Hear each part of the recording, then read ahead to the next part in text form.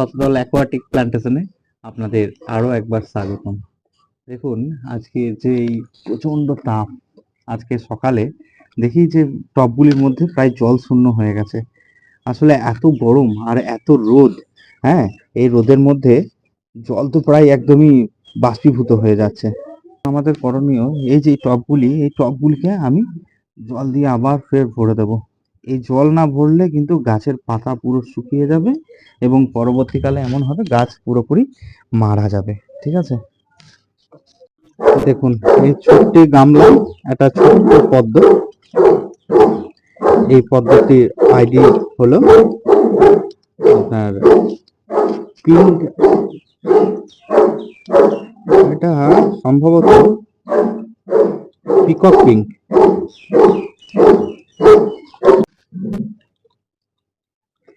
এই গ্রীষ্মের মধ্যে মাঝে মধ্যেই আপনারা একটু জল দিয়ে পরিপূর্ণ করে নেবেন। দেখবেন, খেয়াল রাখবেন যেন পদ্ম গাছে কোনো মতেই যেন এমন না হয় যে জল শূন্য হয়ে গেছে, তাহলে কিন্তু পদ্ম গাছ পুরোপুরি একদম শেষ, পুরো মারা যাবে। তাছাড়াও দেখতে পাচ্ছেন আমার বাড়িতে রং বেরঙের ছোট্ট ছোট্ট নানান রকম পাত্রে আমার নানান রকম ফুল। এই দেখুন, এটা হচ্ছে অ্যাম্বরি পিওনি। এই অ্যাম্বরি পিওনি লোটাস দেখতে কতটাই সুন্দর, তাই না? আপনারাও লাগান এবং আমার বাগান কেমন লাগছে সেটাও কিন্তু আপনারা কমেন্টে অবশ্যই জানাবেন। হ্যাঁ, তাহলে আমারও খুব ভালো লাগবে।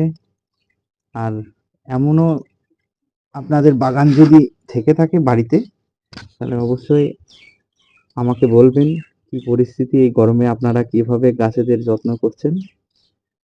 আমি আমিও শুনবো আপনাদের কথা।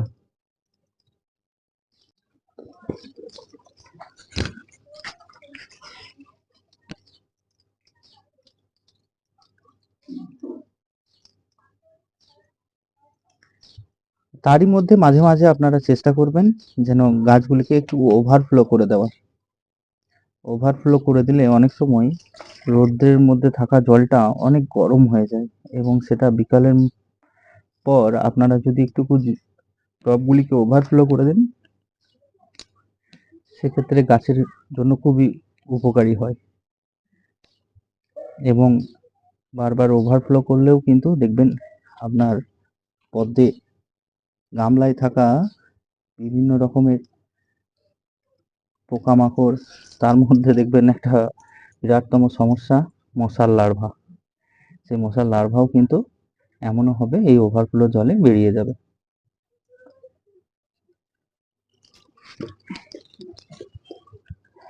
প্রচন্ড রোদ, প্রচন্ড রোদ। এত রোদের মধ্যেও কিন্তু যে সকল বাগানিরা এই বাগান করে থাকেন তাদের কি কষ্ট, তা আমাকে দেখেই বুঝতে পারছেন। বাগান করা যতটা আপনাদের ভালো লাগে, ফুল ফল ইত্যাদি দেখতে, তারই পাশাপাশি অক্লান্ত পরিশ্রম কিন্তু এর পেছনে থেকেই থাকে। কোনো ভালো জিনিসের ওপরেই দেখবেন তার একটা বিশেষ পরিশ্রম কিন্তু অবশ্যই থাকে। আপনারাও চেষ্টা করুন এরকম সুন্দর বাগান করার। প্রয়োজনে আমার সাহায্য নিতে পারেন। তার জন্য যে কোনো আপনাদের আবদার অনুরোধ আমাকে কমেন্ট করবেন, আমি অবশ্যই রিপ্লাই করব। তারই পাশাপাশি দেখতেই পাচ্ছেন আমার বাগানে কত কত ফুল, যে আমার সামনে রয়েছে নানান রকম ধরনের ফুল।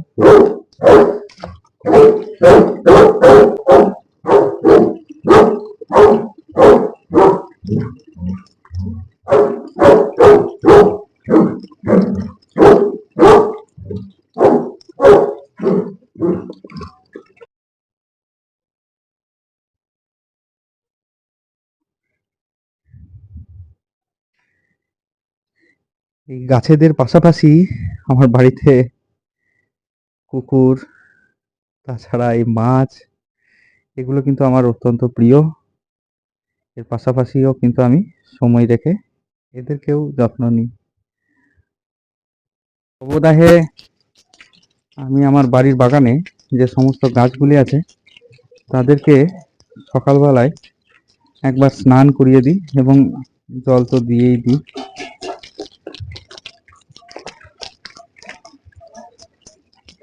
এবং এই দেখুন এখানে আর একটি চৌবাচ্চা, ওই চৌবাচ্চাতে কিন্তু এক বিশেষ লোটাস আছে। এই লোটাসটি খুব ভালো একটা ভ্যারাইটি, এক দাদার হাইব্রিড। এই লোটাসটি হলো ইন্দুলেখা। এটিরও আপডেট আপনারা পরবর্তী ভিডিওতে পেয়ে যাবেন। তাছাড়া এই দেখুন, দেখতেই পাচ্ছেন আমার বাড়ির আর এক সদস্য।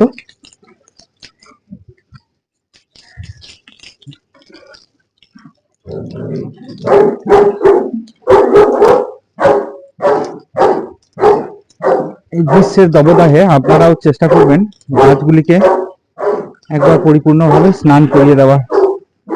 প্রত্যেকদিন না হলেও আপনারা যখন হাতে সময় পাবেন, আপনারাও এইভাবেই ঠিক গাছগুলিকে স্নান করিয়ে দেবেন।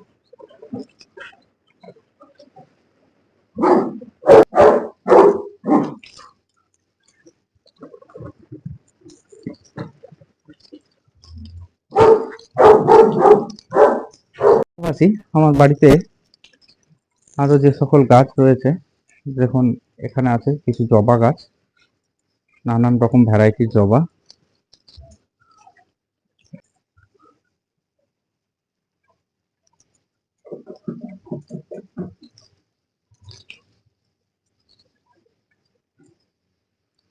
আপনারাও সময় করে একবার করে গাছকে স্নান করান এই গ্রীষ্মের মধ্যে।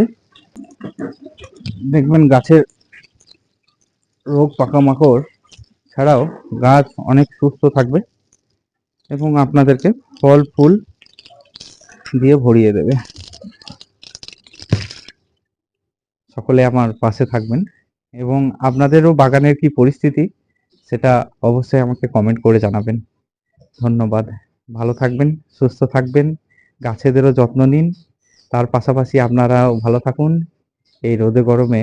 হ্যাঁ, তাছাড়াও আমার এই ছোট্ট পরিবার, অর্থাৎ এই শতদল অ্যাকোয়াটিক প্লান্টেশনের, হ্যাঁ, আপনাদের অনেক অনেক অনেক অনেক ভালোবাসা, অনেক অনেক শুভেচ্ছা। ধন্যবাদ, ভালো থাকবেন।